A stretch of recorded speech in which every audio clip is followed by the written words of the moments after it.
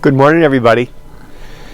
We were victorious in the war with Mexico in the mid to late 1840s, so a big question arose what to do with that land.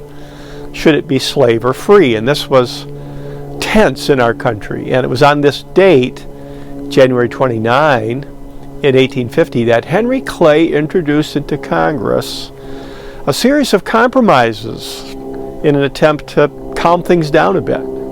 And this was known as the Compromise of 1850.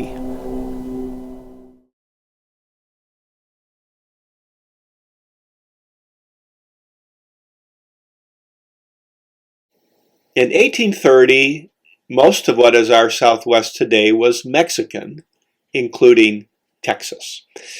Now, over the years, many Americans had moved down into Texas and had received land grants from the Mexican government. Here's a map of some of those land grants. But eventually, the Americans wanted to be free from Mexico and eventually become a state. So the Texas Revolution happened. The Texans were successful. And President Polk, our 11th president, was a real expansionist, and he would welcome a war with Mexico. He really wanted to seize a lot of that Mexican land. And one thing led to another, and war broke out in 1846. Many call it President Polk's War because he kind of manipulated the situation. And no sooner had the war started than David Wilmot from Pennsylvania introduced a resolution to the Congress to prevent the spread of slavery to lands taken from Mexico. And the war with Mexico wasn't even finished yet, but this was really on the minds of a lot of people, the expansion of slavery. Up at the Great Salt Lake, the Mormons established Salt Lake City and their colony, so this is going to be part of the drama of the territories taken from Mexico. The Mormons will be there. You may recall that in 1820, Congress passed the Missouri Compromise, and part of that was establishing the red line you see here, and some people said, let's just take that out to the Pacific, no slavery north of it, slavery allowed south of it.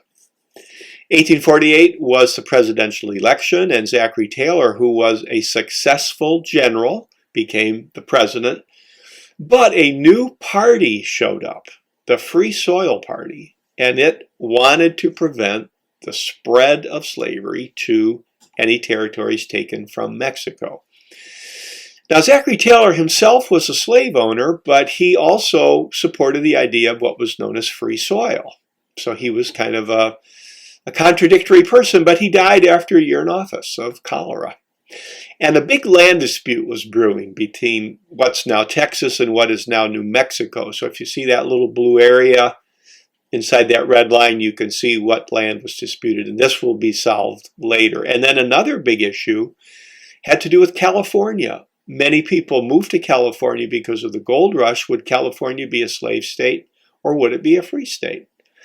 And speaking of slavery, the slave trade was still legal in the district. And here you see slave market in the foreground and the Capitol in the background. And Northerners especially were outraged that in our nation's capital the slave trade was going on. But Southerners said, we're outraged because the original Constitution had a mechanism for returning runaway slaves, but you Northern states are not cooperating with that. So we want a more robust Fugitive Slave Act.